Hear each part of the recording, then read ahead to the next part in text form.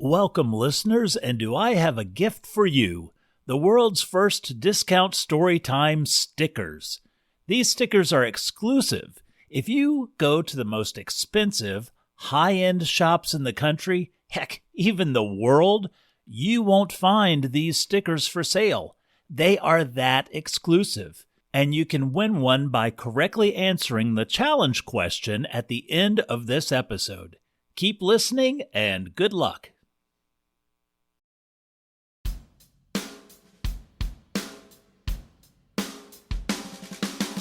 Hi, this is Coffee McCann, and welcome to episode 33 of Discount Storytime, literature's finest dumpster fire.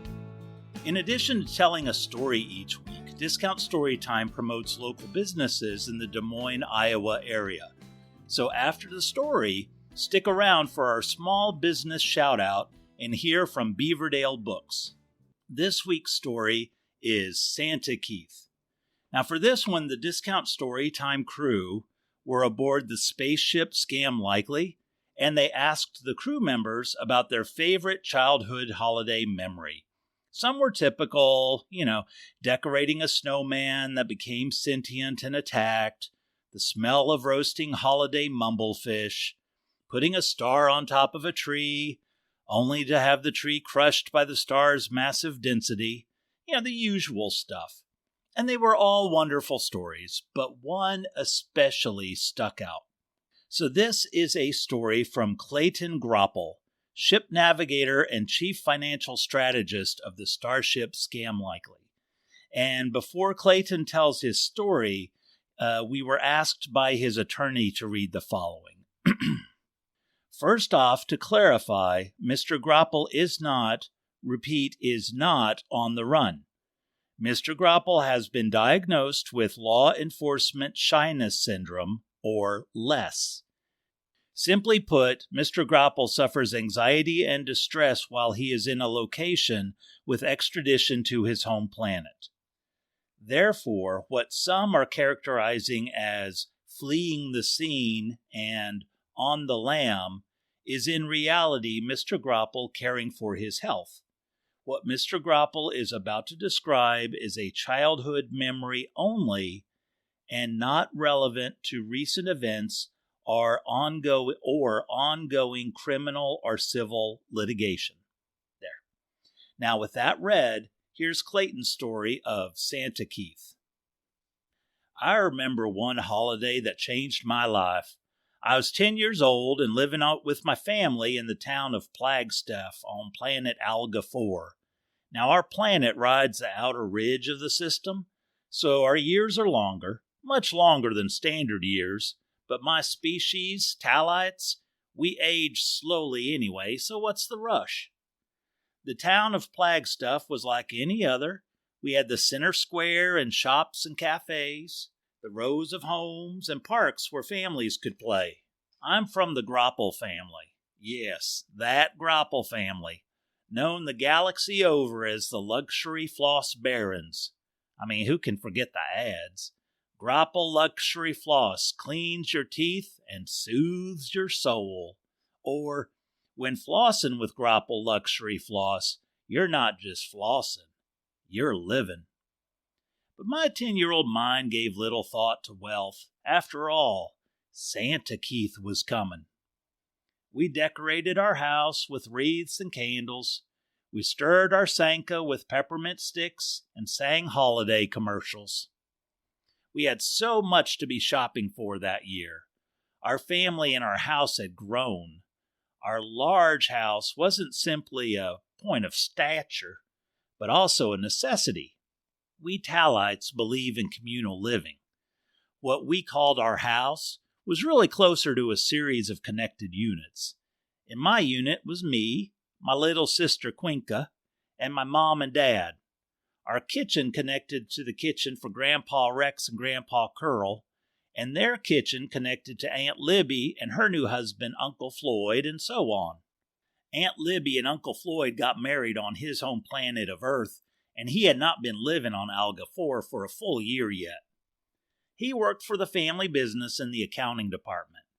And I liked Uncle Floyd.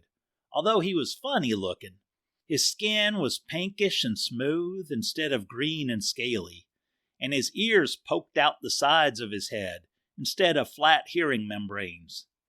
He was short by male Talite standards, but he was almost as tall as Aunt Libby, so that worked out. I liked Uncle Floyd because he taught me magic tricks, especially card tricks like bottom dealing and card counting. The rest of the family seemed to like him, I guess. Both my grandpas called him a smooth talker and gave him the side eye. My widowed aunt, Aunt Pleady, she really liked Uncle Floyd. They were always off sneaking off, I guess to practice card tricks.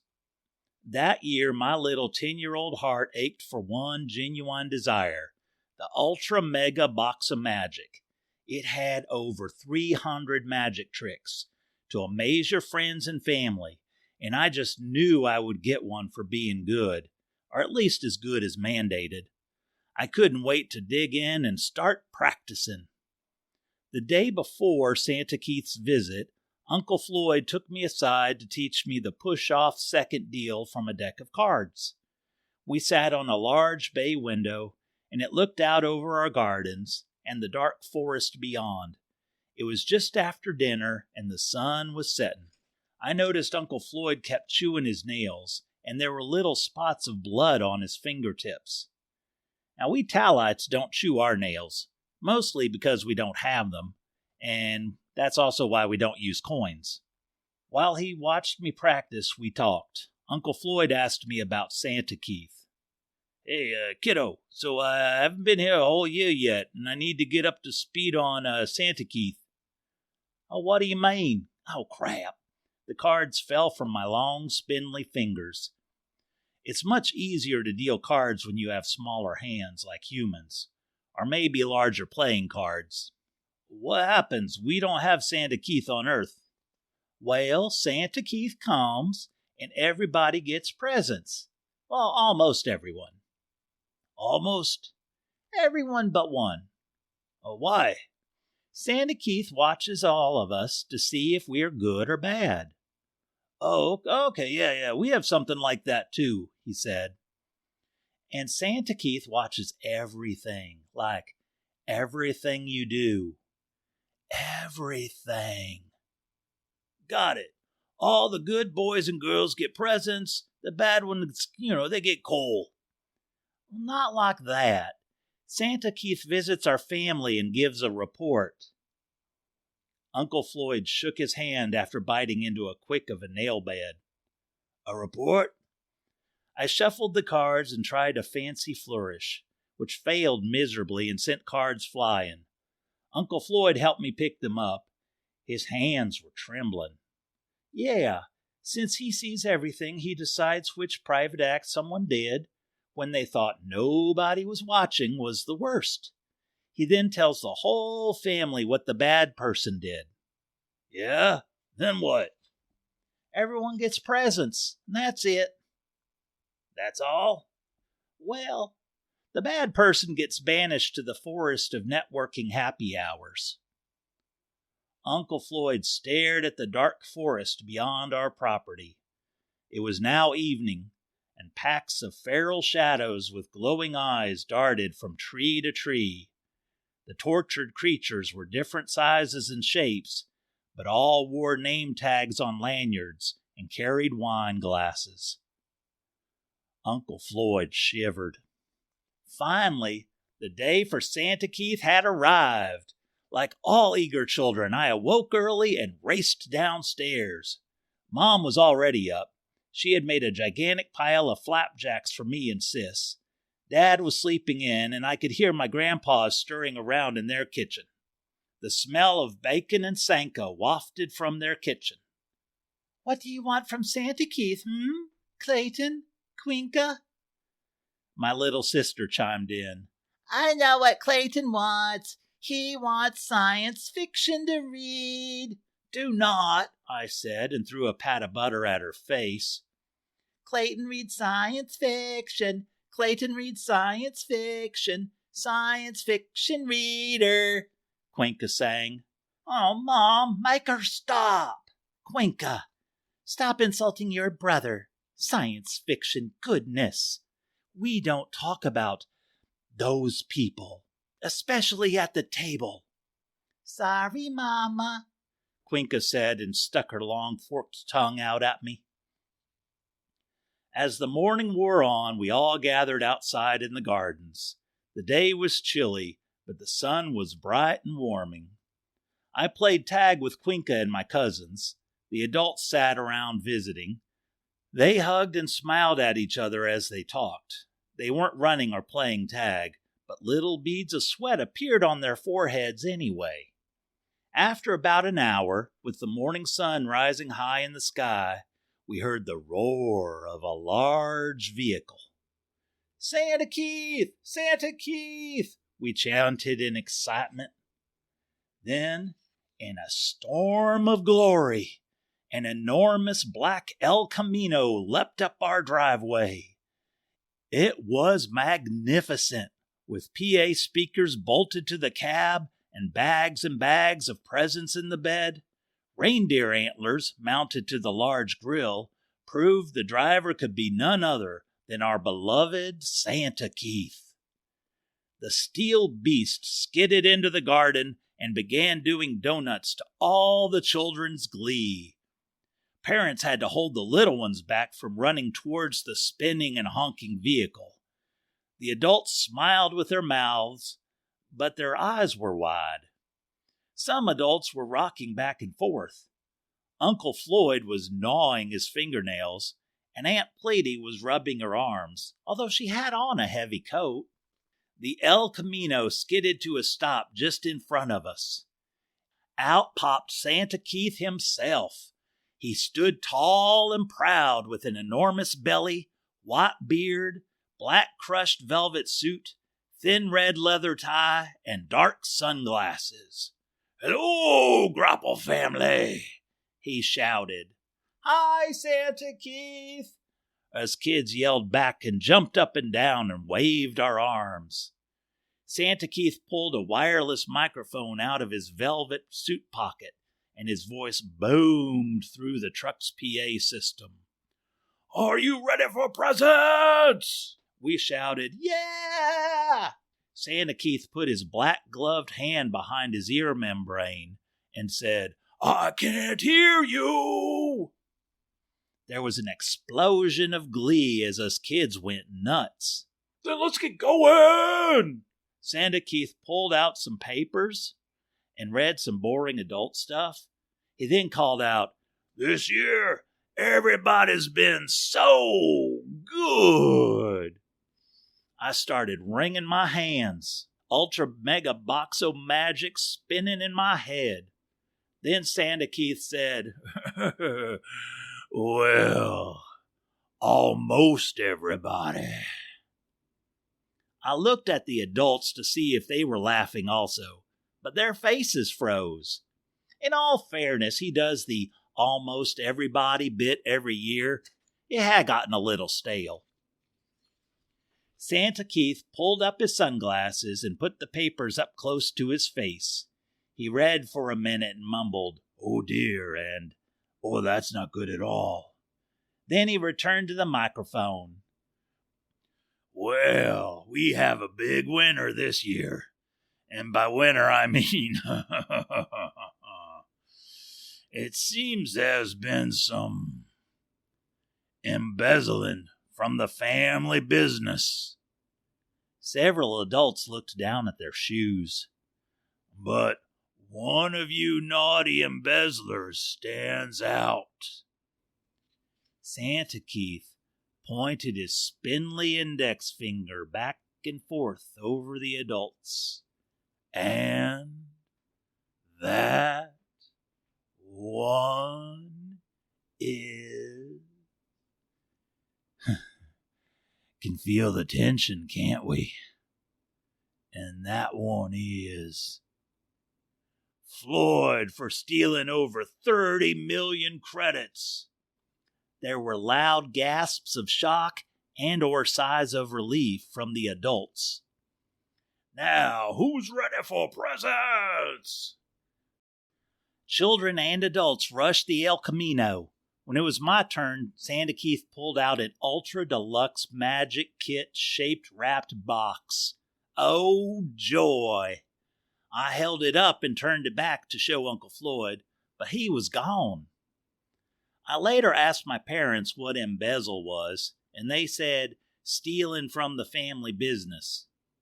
Now, I knew that was wrong, but something deep inside rang out with that word, embezzle.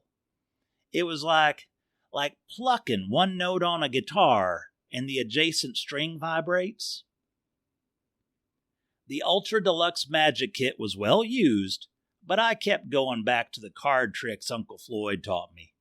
I'd been practicing bottom dealing while muttering, embezzle, embezzle, over and over. That word, that magical word, became my metronome and my guiding star. Well, that's my story. Happy Santa Keith Day or whatever holiday you celebrate with your loved ones. The end.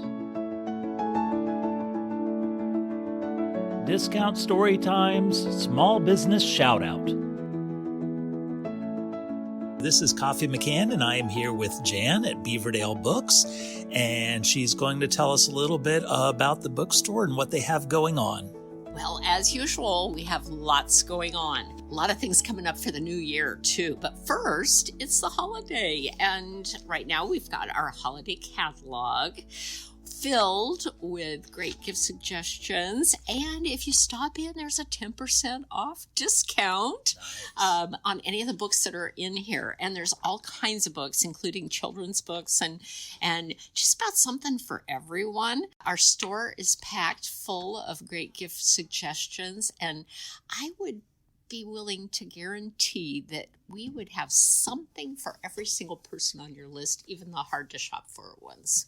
And then January comes, and we don't do a lot of programming in December, but in January, we hit it hard on January 6th, starting right off, and we've got 3 authors right in a row. You can find all that information on our website at beaverdalebooks.com. We also have all of our events on our Facebook page and on Instagram, so we would encourage people to follow us. We also have a monthly newsletter that we love to send out to people, and that kind of summarizes all of the upcoming events and any other news from the store, some of the things that we do, some of the charitable donations we make, some of the scholarships we give, just all kinds of things that we do on a regular basis here at Beaverdale Books. Then, of course, in February, we have our local author fair, and that will be on February 1st. We'll be hosting about 4 or 5 local authors from 1 to 3, so people can come in and mingle and buy their books. And if you've never met an author, it's a great chance to support local authors. And by the way, Beaverdale Books is known for its support of local authors. In fact, our East Wall has about 600 Iowa authors' books on that wall. So if you want to really support local authors and find some good books to read, I would encourage you to look at that wall.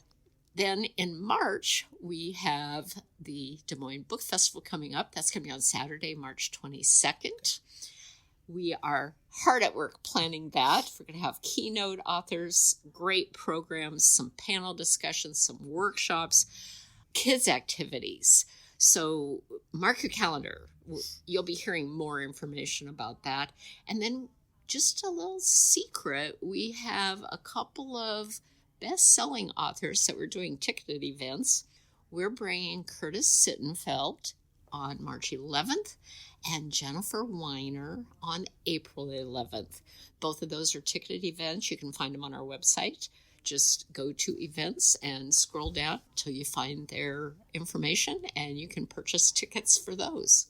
That sounds wonderful. And that's one thing I'm really impressed with is Beaverdale Books is not just a small local bookstore, but the way you give back to the community and you support local authors, which is so important. So thank you very much. And again, that is Beaverdale Books.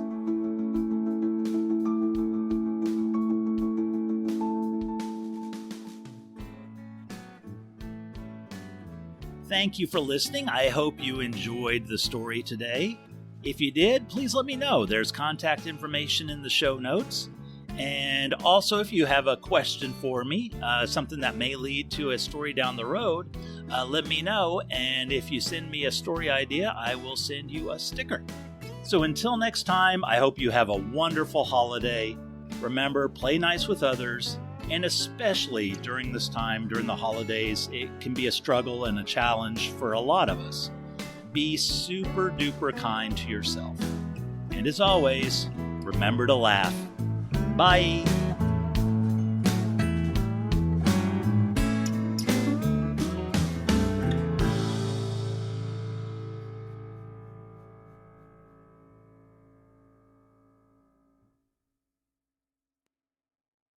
Okay, time to win an exclusive Discount Storytime 3-inch sticker with our logo on it. You don't have to sign up for anything, and you won't be put on any lists. To win, correctly answer the challenge question. Submit your answer and address you'd like the sticker mailed to by using either the link in the show notes or send an email to mail@discountstorytime.com. Limit one answer per listener. Okay, here's the challenge question. Huey has 5 red apples. Louis has 3 red apples. Huey gives Louis 2 red apples. The question is, what color are red apples? Again, Huey has 5 red apples. Louis has 3 red apples. Huey gives Louis 2 red apples. What color are red apples? Send in your answer and good luck, and especially thanks for listening.